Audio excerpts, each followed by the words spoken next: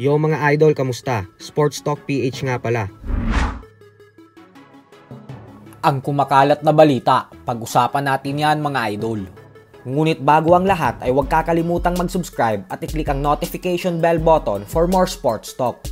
So matapos nga pong sumabog ng balita na hindi umano bibigyan ang former 3 Division World Champion General Casimero ng panibagong kontrata ng Japanese promoter na si Masayuki Ito ng Treasure Boxing Promotions, ay may mga kumakalat nga pong mga balita ngayon na kukunin di umano si Casimero ng bigating Golden Boy Promotions na siyang pagmamay-ari ng former 6 Division World Champion and Olympic gold medalist Oscar De La Hoya. Ito po ay matapos bigyan ng kahulugan ng mga tagahanga ni Casimero ang komento nito sa Facebook na may salitang gold.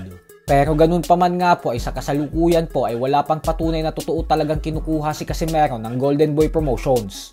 Bukod dyan ay wala din pong official announcement galing sa kampo ni Cuadro Alas at maging sa mga official social media accounts at website ng Golden Boy. Kadalasan po kasi ay tuwing may bagong fighter na kinukuha ang mga bigating boxing promotions, katulad ng Golden Boy ay talagang inaanunsyo nila ito sa social media. Kaya naman dahil po dyan ay hanggat walang official announcement, ay mananatili lang po munang haka-haka o chismis ang usaping ito. Pero syempre kung sakali man nga pong kunin talaga si Casimero ni Oscar De La Hoya, ay napakalaking pagkakataon po ito para sa tinaguriang angas ng Pinas na muling makabalik at makalaban ulit sa Amerika.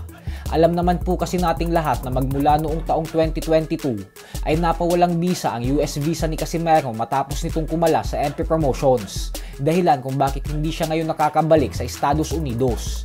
At kung sakali naman po na hindi talaga totoo ang balita na kukunin siya ng Golden Boy Promotions, ay ang pinakamalaking katanungan naman dyan ay kung sino ang magiging bago niyang promoter at kung saang bansa ba siya lalaban, lalo pat 1 taon siyang suspendido sa bansang Japan.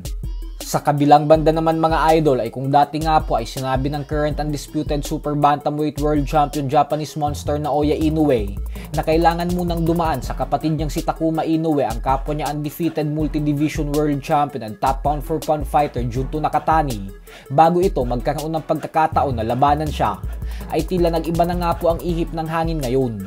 Ito po ay dahil sinabi na mismo ni Inoue kahapon lamang na interesado na daw siyang harapin si Nakatani sa lalong madaling panahon.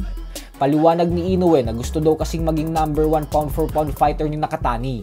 At dahil siya umano ang number 1, kaya naman dapat lang daw na magtuo sila. Bukod dyan ay nakita niya daw kasi sa huli nitong laban nitong nakalipas na linggo lamang na napakalakas daw ni Nakatani. At dahil umano sa ipinakitang lakas nito at napakagandang performance, ay ang siyang dahilan kung bakit gusto niya daw itong makasagupa. Kaya naman asahan po natin na pag naging matagumpay si Inoue sa laban niya kontra kay Sam Goodman sa buwan ng December, ay tiyak na magkakaroon na ng negosasyon para sa mega showdown sa pagitan ni Inoue at Nakatani na posibleng ganapin sa unang bahagi ng taong 2025. So hanggang dito na lang po muna tayo mga idol.